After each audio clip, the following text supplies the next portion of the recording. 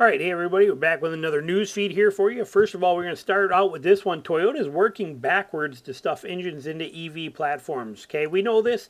There's a lot of neat stuff going on with Toyota and Mazda and Subaru. You're going to hear this a little bit more often here, but I love the fact of what this is telling us. Okay, Toyota is realizing that this EV thing is a joke. Okay, we are not ready for it. We don't have the grid structures for it. People don't want them that much.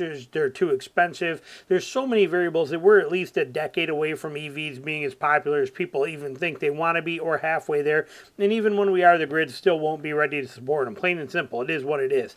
But they know that. So and I talked about this in a different article too, how Toyota teamed up with Subaru and Mazda to build some new motors. Love the fact that they are doing this. But what they're doing now too is they are trying to make these motors much more size efficient, so that they can retrofit them into the EV cars they have already, which would be really cool to see because they got some very nice EV cars out there. And their attitude is, we're going to offer them as EV stills, or still offer them as EVs as we were going to before, but now we're going to try to make some motors that will fit in them that are ICE engines, internal combustion engines, that we can fit into them also and get that market share or turn them into hybrids. Love this. Okay, we're not going to stay on here for too long. We talk about this later on in another video too, but it's really cool they're doing this. Next thing we want to talk about right here, the Ford Bronco Sport. Okay, this is a small one, the Sport. Love this little truck. I've reviewed it. It's a great little rig, and it fits a bill for a lot of people. Okay, not everybody wants a hardcore off-roader or a big SUV, and this one is priced pretty decently, and it's got a lot of things going for it. Well, they have a new trim level out we are seeing for 2025. With these off-road upgrades. Love the fact that it's got a metal bumper on the front. When's the last time you've seen that on a vehicle today? Very rare. I love that it's got a little bit of deer protection, even though it's not going to offer a ton, but or a little bit of ability to knock down some brush, things like that. And it does look like it sticks out just a little bit farther than the grill does on here, which is kind of nice.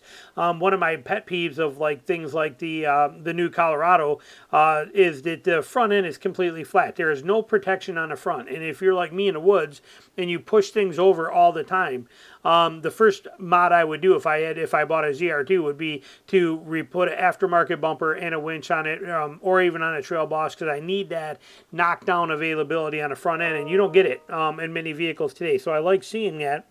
Looks like it's got some bigger tires on there, which it says right here. It says it's got a 235 65 17s. How big are those? Little tip for you. Very easy to check. So at the top here, you see where I got where it's, it gives you the website here we're looking at and all that kind of details. But there's one that you can go to, which is right here, tiresize.com. Just type in tire size calculator on your internet, and it's going to pull this up for you. You type in a size, 235, 65, 17, hit the calculate button, tells you right here, it's 9.3 inches wide, 29 inches tall. So basically, this Bronco's got 29-inch tires on it by 9.5 wide is what's on this. The same size as what's on the optional, or on the current Badlands version of this, but they are more rugged. It's a Goodyear Territory RT tire, nice setup. There's the height of the Bronco Sport, and particularly apparent from the rear, where it looks like it's on its tiptoes. Okay, so we're not sure what this is yet or what it's getting. They don't give us a whole lot of detail yet, but it might be something. They might be calling this they might be calling it a tremor. Keep in mind, this vehicle is very similar to what you're getting in a Maverick. Maverick just came out with a tremor, and they use a dual clutch system to give you the four-wheel drive setup, and it also gives you the locker in the rear. It's dual clutch locker, but this is a pretty rugged, great little SUV that does a lot of great things and will go a lot of great places. You can put some mountain bikes on the top, or kayaks, and you can go adventure and explore and have a good time, and this is going to get you there, and you're going to have fun with it. I like what they've done with this vehicle a lot. I really do, and I think this has got some serious potential. Let's look at these photos real quick for what they're showing for it here real fast, just to go through them. Here they are. It's a good-looking, sexy vehicle. I think this is the best-looking Bronco Sport that I have seen, and I love the upgrades. I like the plastic cladding on the side. It's going to give you that protection.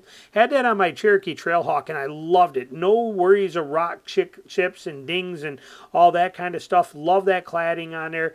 Like I said, great looking truck, as you see here.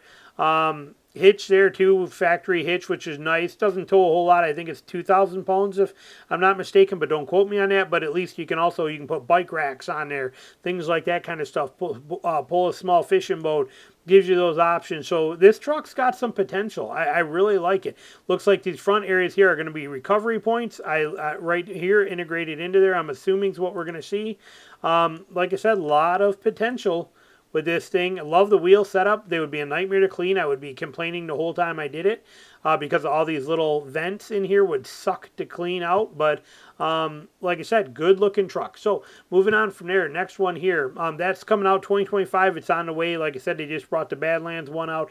This new trim should be hitting pretty soon. We just don't know what it's going to be called yet or how it'll be spec'd.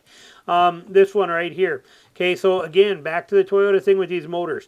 Okay, smaller but better. 3 inline-4 engines are being developed with great power and increased efficiency. So we are very excited for this to get here. And hang on, I wanted to see something in here right there. Okay, right here. Toyota chairman Kiyo Toyota predicts battery-powered electric vehicles will never exceed 30% of market share. Okay, he also believed that the internal combustion is not the enemy, but rather the carbon that it spits out. With that in mind, it's no surprise the Japanese automaker is still pursuing ICE engines. Again, internal combustion engines is what ICE stands for.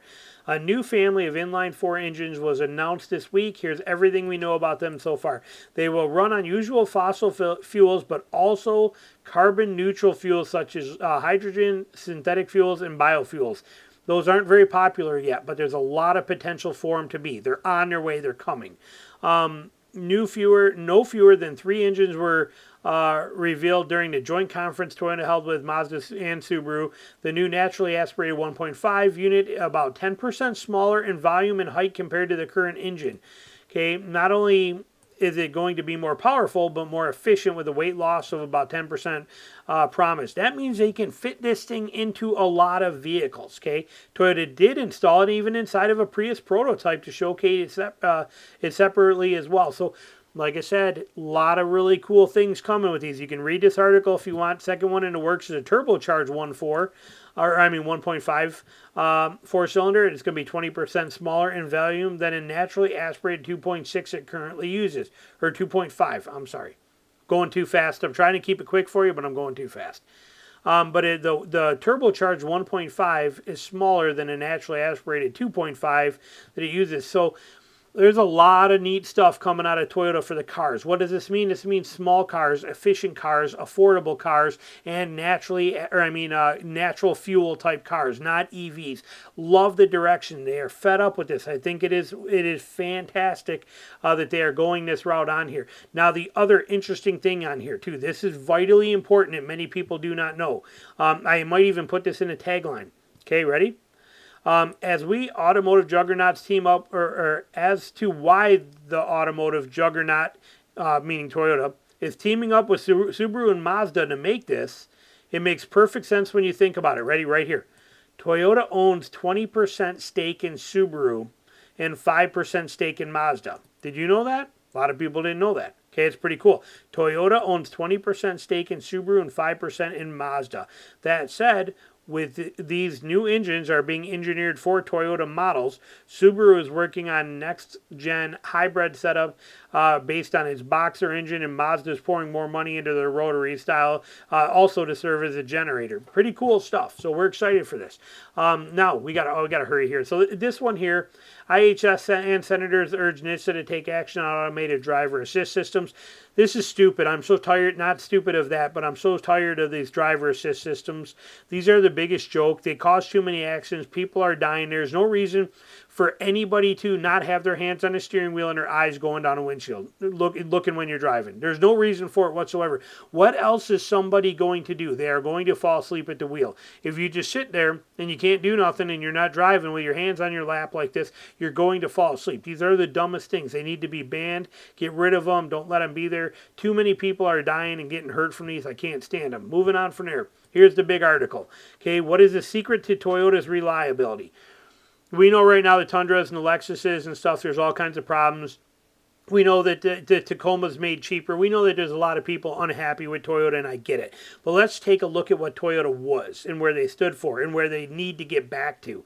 Okay, here's the key takeaways from this. This is from Car Buzz here, but Toyota invests heavily in development of reliable vehicles like the iconic LS400. Yep, that's true, but it's very old.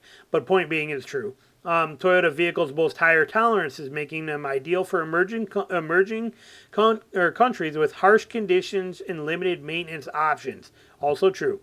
Toyota's extensive pre-release testing processes and commitment to customer feedback contribute to the industry-leading quality of their vehicles. Yeah, a little iffy. Anyway, right here. So what it basically comes down, here's the LS400. Was a great vehicle. Still is today. Old, but it is a great vehicle. Super reliable. You can read this. Okay, high tolerances make Toyota more attractive for emerging companies. It has been said that the car will last if you take care of it, but Toyota will last no matter who's driving it. That has a lot to do with the fact that Toyotas, especially those assembled in Japan, okay? Toyotas, especially those assembled in Japan, let that sink in, are known for being built to higher tolerances than comparable American and European cars. If a typical automaker builds a component within 0.05 inches of spec, a Japanese-made Toyota will be within 0.01 inches of a spec. That is massive.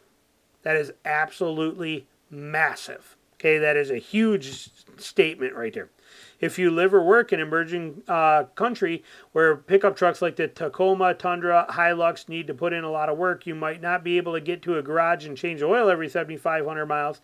This makes Toyota a much more attractive prospect than the more delicate autos that it can't afford to skip out on any maintenance. Very interesting points. Okay, Toyota conducts extensive testing before release. Toyota pre-release testing process sees them checking assembly by testing welds, rivets, bolts on suspensions, body panels by randomly selecting candidates to tear down by air chisel. Engines are randomly chosen for constant rev test, cranking them from idle to 6,000 RPMs 200,000 times in a row.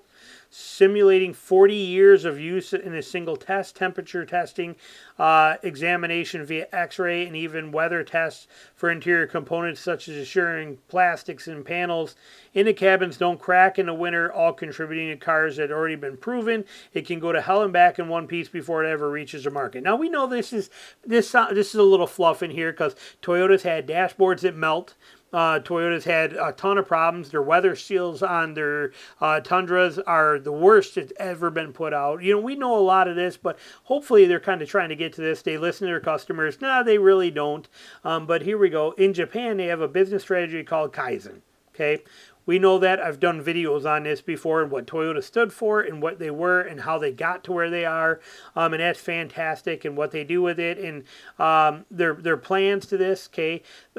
There's also Jagata. And that translates into something along the lines of automation with a human touch, mass-produced cars made up of more than 30,000 parts, demands robots do most of the heavy lifting, but Toyota production system follows a process of persistent quality control along the way. As Toyota themselves put it, human wisdom and ingenuity are indispensable to delivering